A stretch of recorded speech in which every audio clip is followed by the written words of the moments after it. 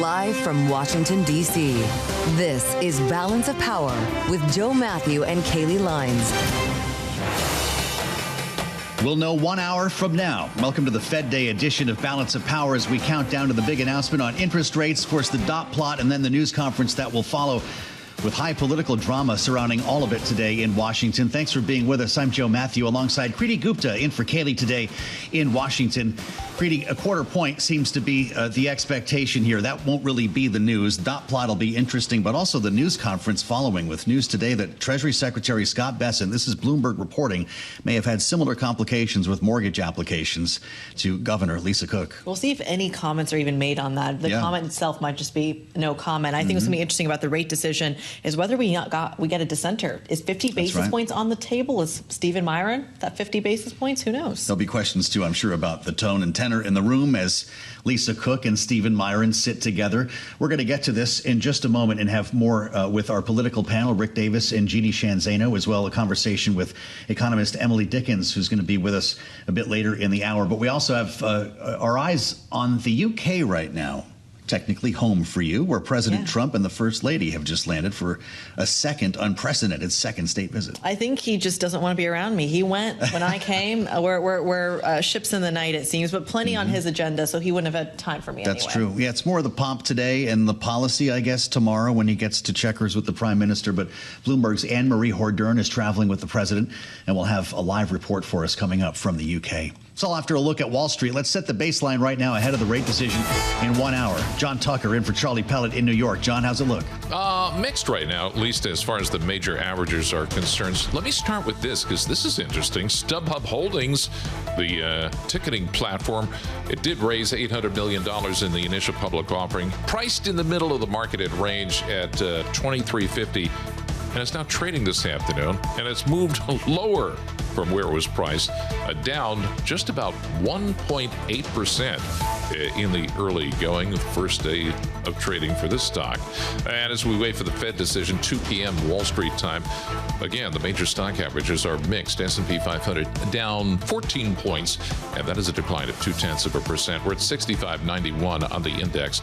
The Dow's up 199 points, a rise of 0.4%. The NASDAQ 100 down 132 points. That is a decline of 0.5%. And as we wait for the Fed decision, 2 p.m. Wall Street time, as Kriti mentioned, it's kind of written in stone at this point. We're expecting at least a 0.25% rate reduction. Ahead of that, also, the more policy-reactive Treasury, the 2-year yield, that's up 4 basis points. That is at 3.54. General Mills, they make Lucky Charms, those shares falling 0.7%, even after the company reported adjusted earnings per share for the fiscal first quarter that topped estimates. And we check the markets for you all day long right here on Bloomberg Radio. I'm John Tucker. Balance of Power continues. Joe Mathieu and Kriti Gupta. Happy Fed Day. Yeah, you too. Don't mess with the Lucky Charms. John Tucker in for Charlie Pellet. Thank you, sir, as always. And we'll have another update on the markets in about 20 minutes. John keeping his eye on things as we talk politics here in Washington. We will then hand things over to our Fed special starting at 1:30 p.m. Eastern. So keep it right here on Bloomberg TV and radio. We have a lot to learn over the next couple of hours, and we're going to start in the UK, where President Trump and the First Lady are now embarking on a full day of pomp and circumstance, having arrived last evening for an unprecedented second state visit. Traveling with the president, Bloomberg's Annmarie Hordern, who joins us from Windsor Castle. Annmarie, how's it going so far? Well, there's been a lot of pomp and circumstance, as you say, Joe. A ton of theater on display today between a flyover, a luncheon with the royal family, as well as laying a wreath at the tomb of late Queen Elizabeth, who, of course, the president met on his first state visit to the United Kingdom in 2019. Before departing, the president did say outside the White House that it is unprecedented that he got this honor to come back to the United Kingdom for a state visit. He also talked about how last time it was at Buckingham Palace in the center of London, and this time it's outside the city in Windsor. And he called this setting really the ultimate setting. So the president is very excited about this visit. He said he was going to visit his friend, saying that he has had a decades-long relationship with King Charles. We should also note that slowly the state visit will start to feel a little bit more substantive on the economic business front. This evening, when the president attends the banquet, he's going to be flanked by a number of American executives, the likes of Larry Fink, tech executives like Jensen Huang. Notably, reports that Tim Cook of Apple also going to be one of those individuals attending the state banquet at Windsor Castle today. That is really notable because, of course, he was absent when the president made that trip to the Middle East, and the president made sure everyone was aware, kept bringing it up, that Tim Cook did not join him on that state visit, and he's going to be there for this evening. And then, of course, tomorrow he'll be sitting down with Prime Minister Keir Starmer, where there'll be a lot more discussions about a host of issues. Annmarie, outside of the agenda that you've just laid out, outside of the very warm welcome that we were just showing our television audience and our YouTube audience on the screen there, he wasn't necessarily welcomed just with that. There were plenty of protests, I believe, on the scene as well. Walk us through what we know there.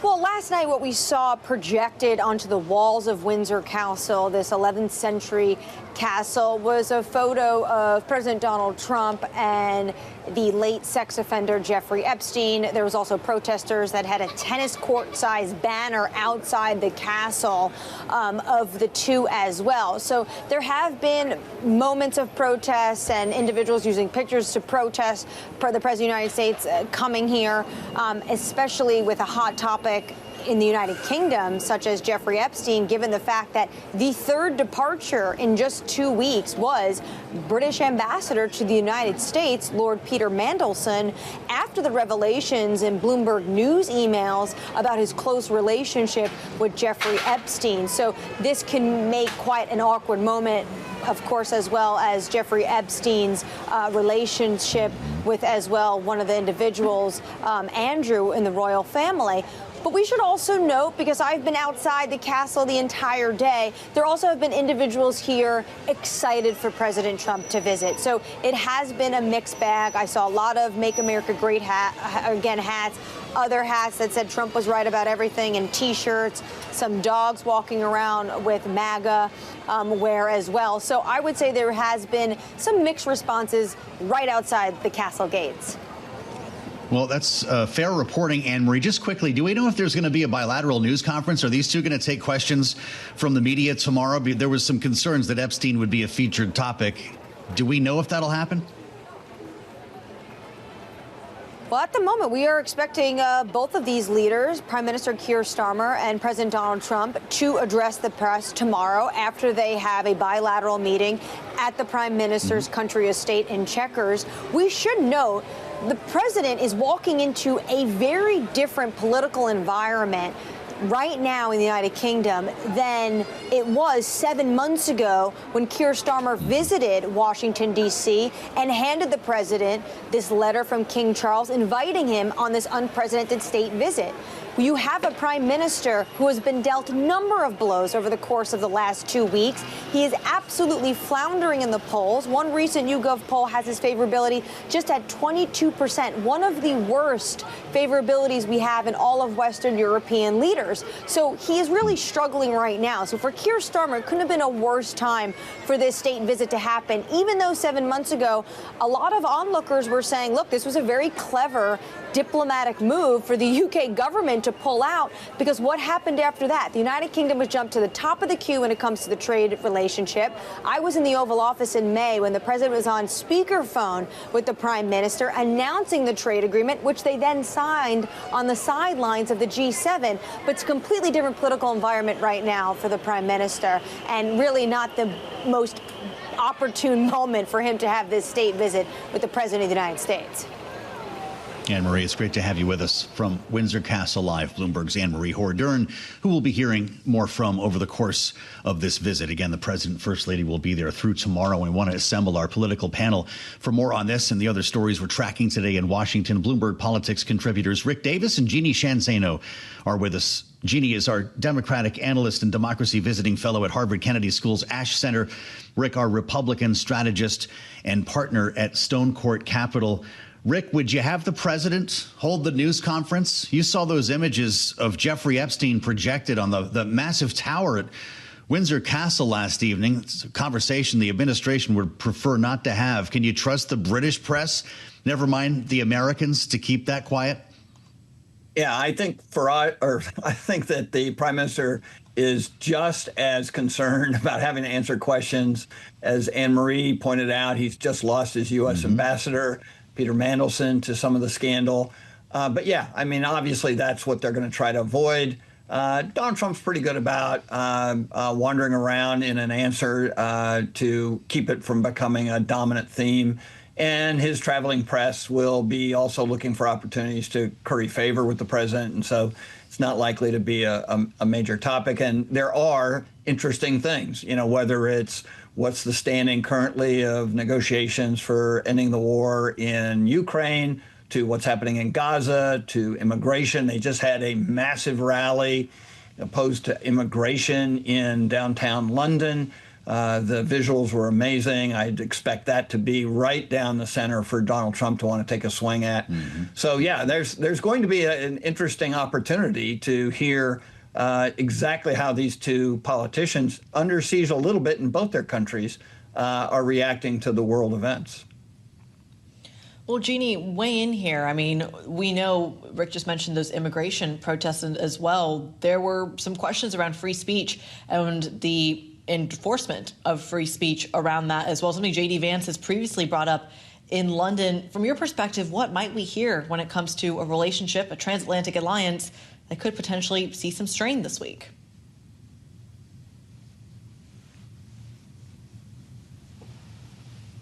Sorry, can you hear me now, Kriti? Sorry about that. We absolutely can't. Go for it, Jeanne.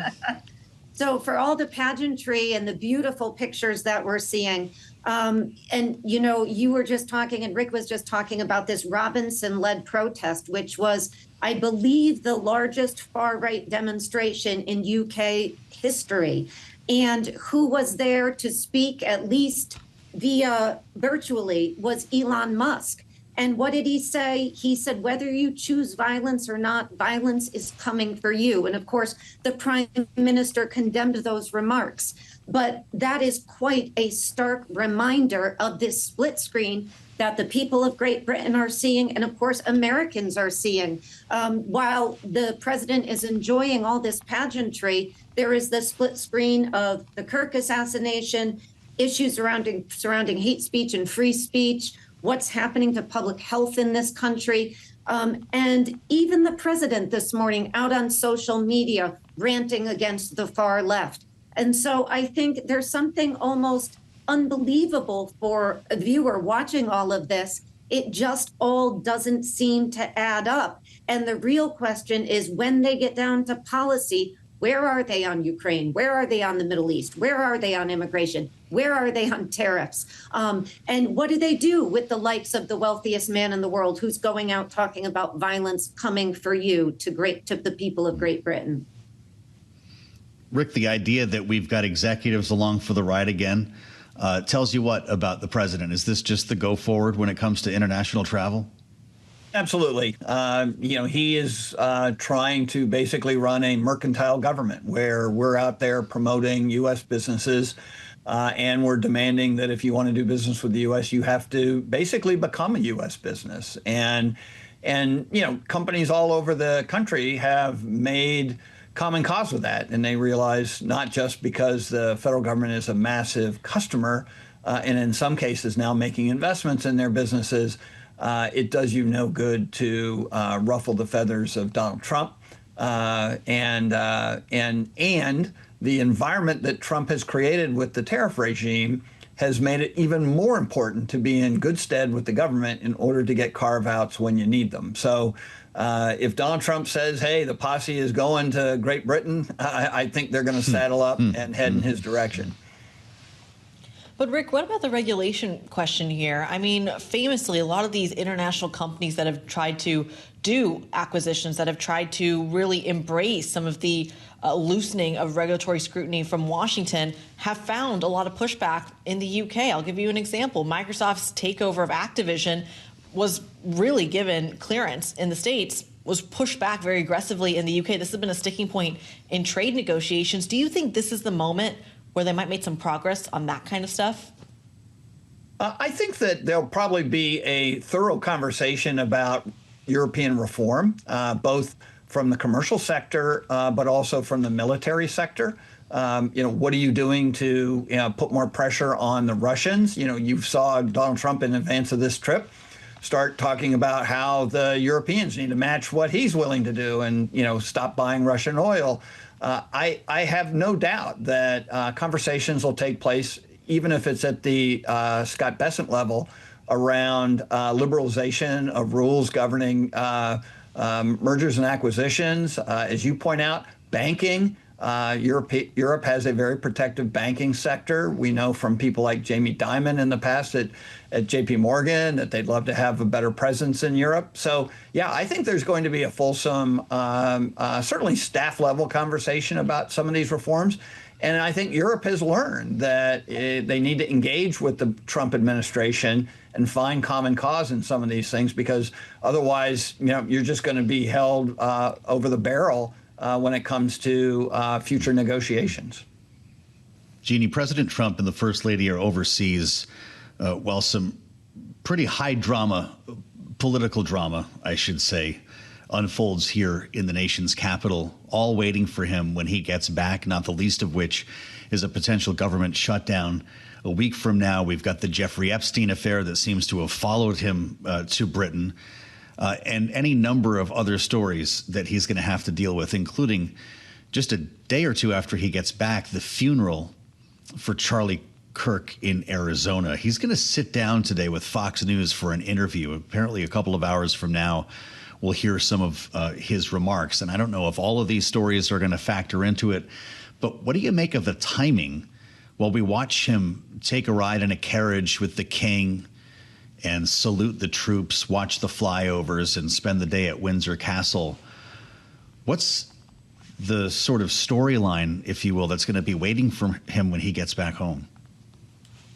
I think the big story is how much this is just a cognitive dissonance for anybody watching this, and what the president can do to address some of these issues. He has gone abroad. We've seen this in the modern presidency. Presidents go abroad and oftentimes, like he is, enjoy this type of pageantry.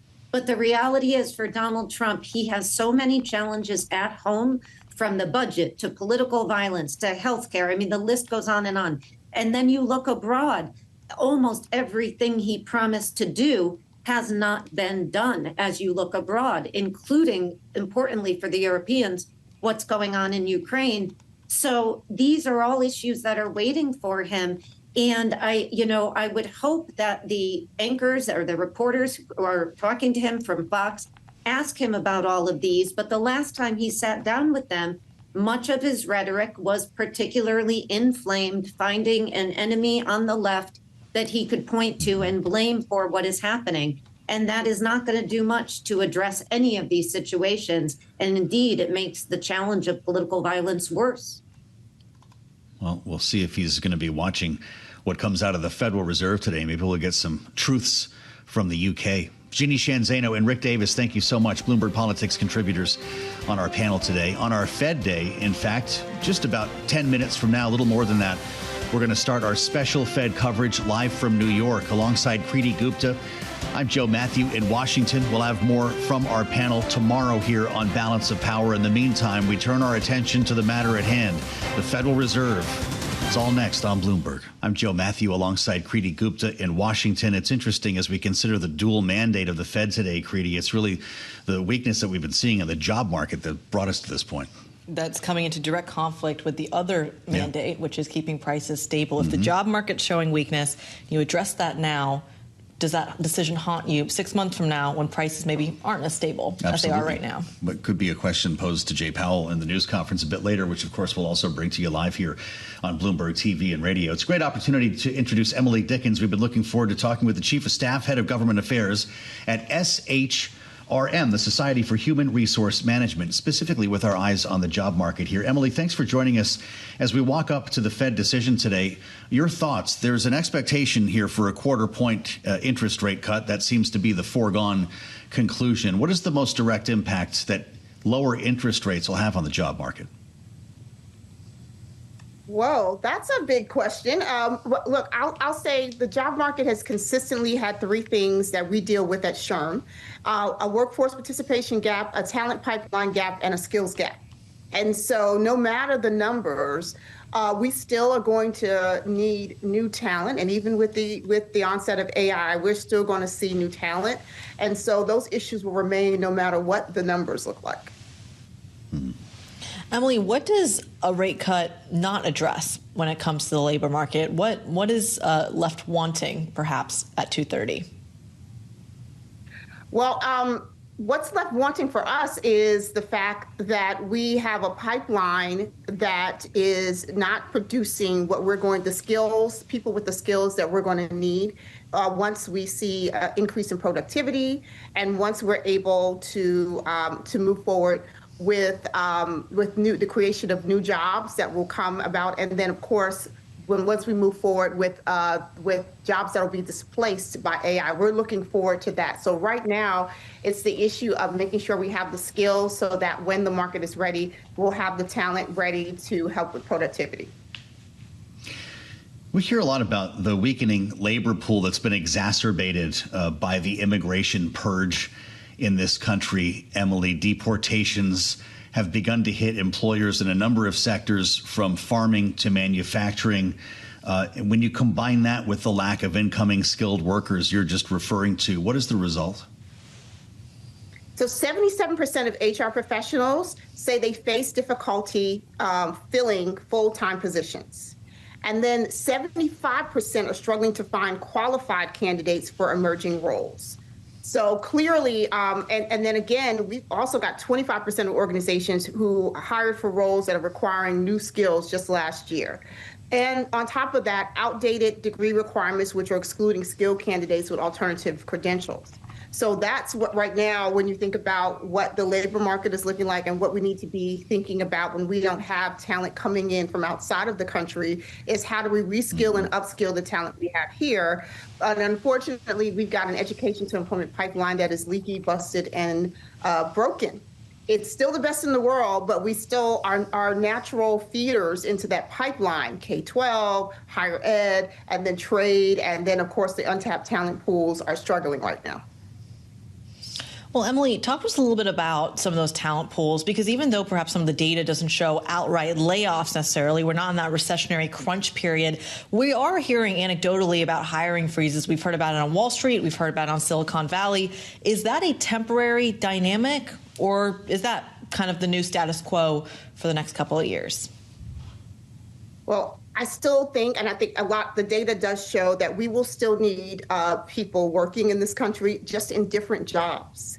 And as we're all trying to balance the onset of new technology and how that can help us do jobs more efficiently with less people in some areas, there will still be people where we need, as SHRM, we call it HI, we'll need that human intelligence in addition to that artificial intelligence to do some of the new roles that are created by the new technology. So this is there's a temporary decline that you'll see, and then you'll see this need to find talent, to get the talent reskilled and upskilled for the new jobs.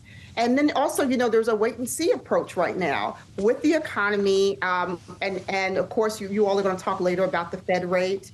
And then not knowing, some businesses just right now don't know whether they want to hire, and so they're taking a wait and see approach. But they're continuing to think about what the future of their workforce will look like simultaneously. They're just not hiring right now, but there will be a point. And for those who are looking for a new career or have been laid off, it'll be incumbent upon them to make sure that they are being reskilled on their own or finding support through education in their community to make sure they have the skills needed in the new future of work.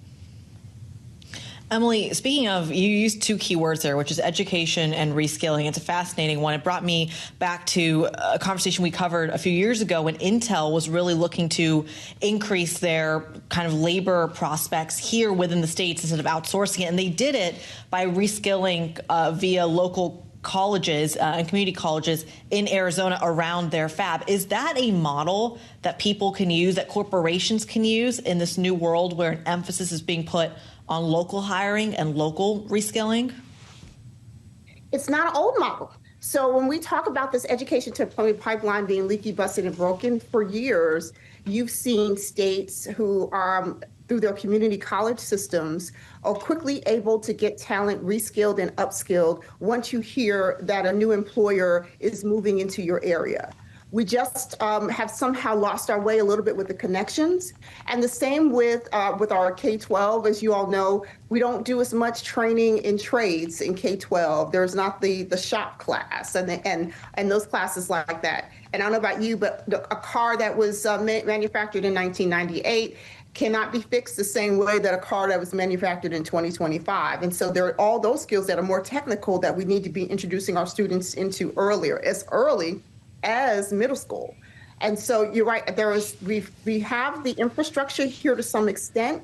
We've got to reconnect that infrastructure. So our community colleges, our trade schools, and programs through our institutions of higher education and K-12 are all critically important to that.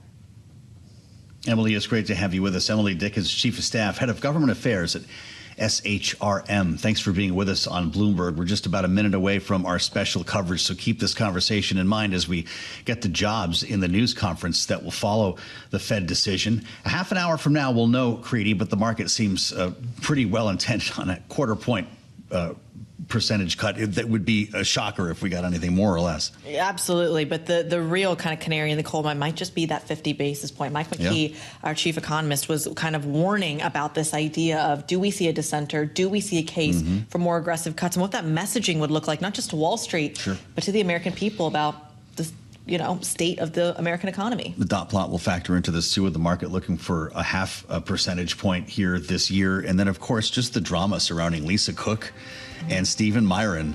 Michael McKee, we caught him on the way out of the newsroom. I'd be very curious to hear the questions that he's going to be posing to the Fed chair. You'll hear it and see it all right here on Bloomberg TV and radio starting in just a moment. We'll meet you back here at 5. The late edition of Balance of Power starts 5 p.m. Eastern. Right now, a special edition of Bloomberg Surveillance. The Fed Decides. It starts right after this on Bloomberg TV and radio.